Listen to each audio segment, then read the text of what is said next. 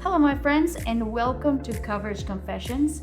My name is Mariangel Martínez, founder of North Star Insurance, and this is the space where we break down the truth about Medicare with real stories that could easily happen to you.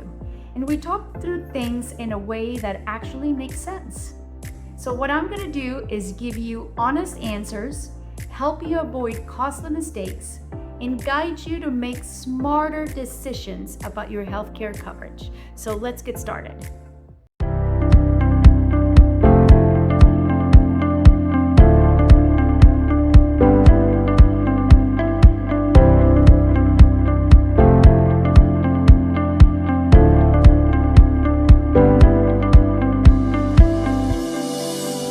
Today's confession comes from Luis, who wrote to us from Pasadena, Texas.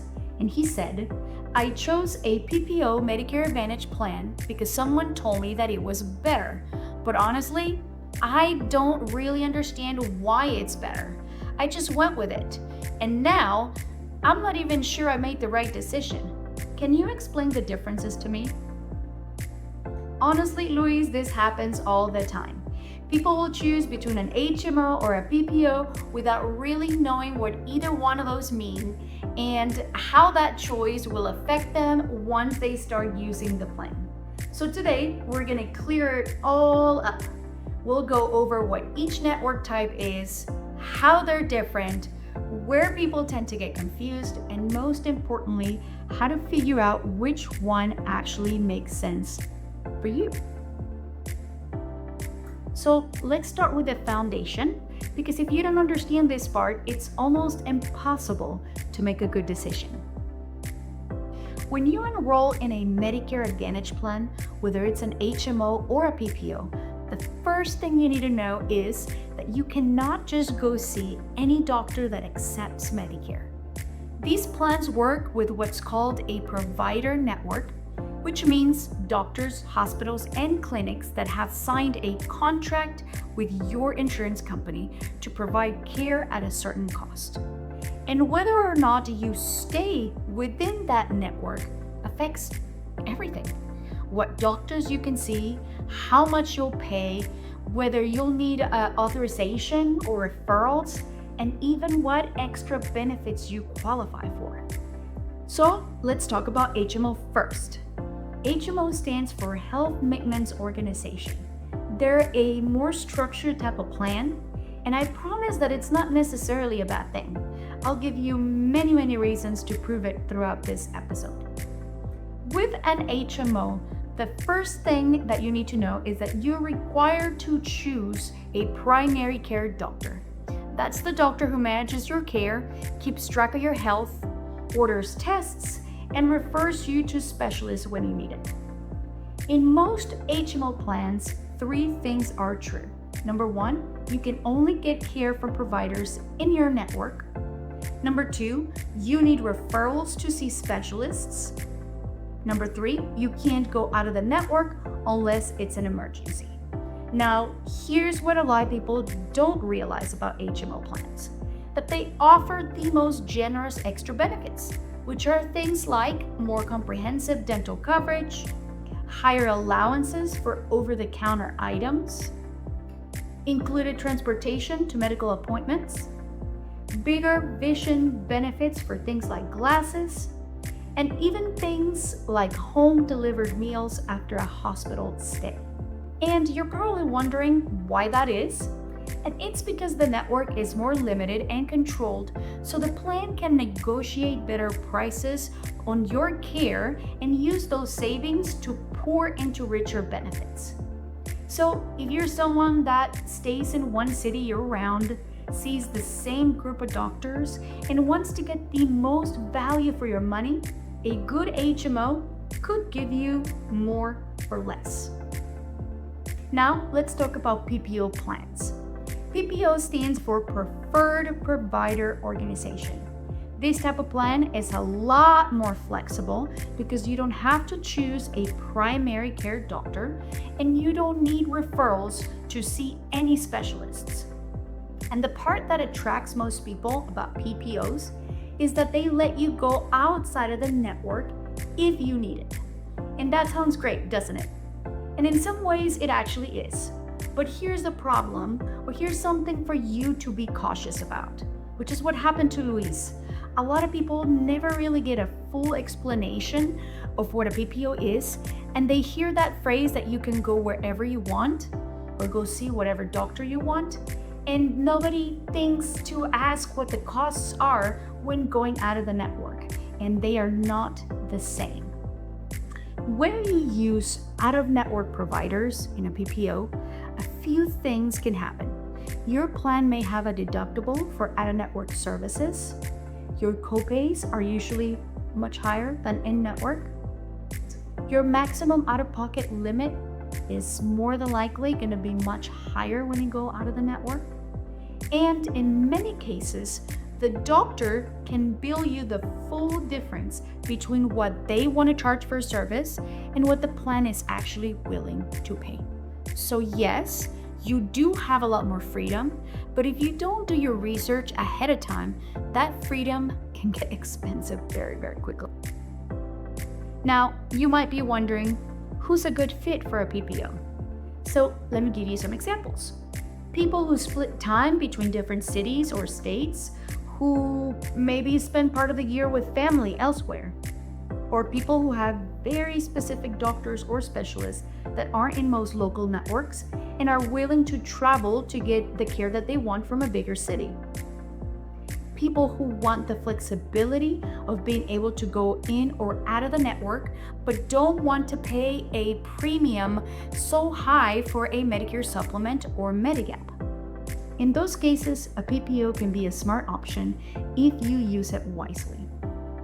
So another thing I hear all the time is that PPOs are better because they approve more tests, more surgeries, or more treatments. And we need to be really, really careful with that assumption. The truth of the matter is that the type of network does not determine whether something gets approved or not. That has a lot more to do with these three things. Number one, the insurance company itself, since each one has its own internal rules for authorization. Number two, the actual doctor's office staff, because some offices are great at submitting paperwork correctly, following up, and even appealing a denial if necessary. And some are not that great. And number three, the doctor who actually needs to write a strong justification as to why you need the service. And if it's not done clearly and properly, the plan may deny your claim. So in reality, I've seen PPO members wait weeks for an approval, and HMO members get something approved in 2 days, just like I've seen it the opposite way. So if someone tells you that a PPO is better because they approve more services, they probably haven't worked through enough cases to realize and really know that that's simply not the truth. And now let's talk a little deeper into the part that everybody cares about the most, which is the costs. In HMO plans, because everything is managed in the network, copays are usually lower and more predictable. You know exactly what to expect for your doctor's visits, specialists, lab work, and even prescriptions. And like we said earlier, HMO plans very often reinvest those savings into benefits that make a big difference in people's lives. Things like higher dental allowances, more money for over-the-counter medications, free or low-cost transportation to and from appointments, comprehensive preventive care programs, and even post-hospitalization support. PPOs can also offer rich benefits, but many of them are split between in-network and out-of-network, and the cost difference most times is quite significant. Plus, the extra benefits are often less generous because PPO plans have to stretch the resources to cover more scenarios. Now, here's something that I always tell my clients, especially when we're talking about PPOs. If you don't do your homework, you can easily end up going to a provider that's out of network without realizing it and get hit with a bill that is way higher than you expected. This happens a lot, especially with dentists and specialists. But People will call the doctor's office and ask, hey, do you accept this plan? And the office says, yes, they do. But what they don't tell you is that they accept it as out of network. So you show up thinking that you're covered, and then weeks later, a huge bill shows up in your mailbox. This is why I always tell clients not to ask if they accept the plan. Instead, ask, are you in network in my plan? Those 3 words, in network, make all the difference, and they can save you from a very costly mistake. So now comes the million-dollar question. How do I know which one is right for me? And this is where everything you just learned needs to be turned into a smart decision. So ask yourself, do I live in one place all year, or do I move between cities or states? Is my budget tight? Do I need every dollar to stretch?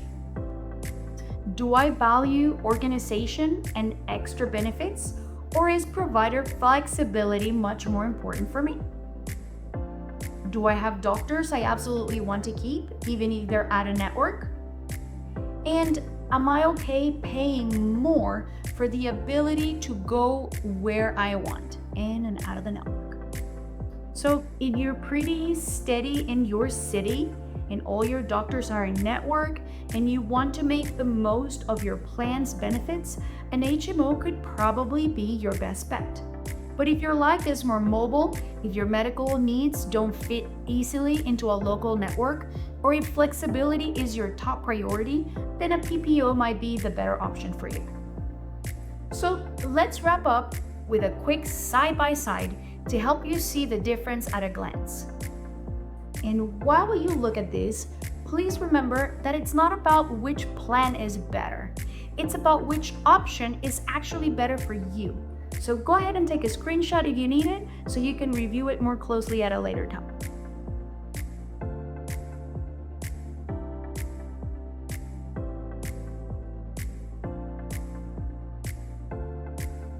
So friends, that wraps up today's episode of Coverage Confessions. Louis' question is much more common than you might think, and thanks to it, we were able to unpack a topic that so many people struggle to understand.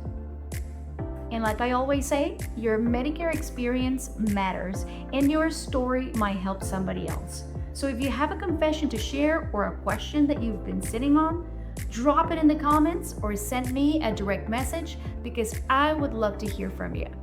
If you want to see more about what our team is doing here at Northstar, you can find us on Facebook, Instagram, or even LinkedIn.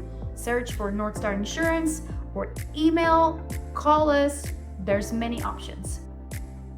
And if this episode helped you, please don't forget to like, subscribe, and share it with somebody who needs it, because sharing is caring. I will see you on the next episode, and together, let's make sure that the next chapter in your Medicare coverage is one that you actually feel confident and proud of. See you next time.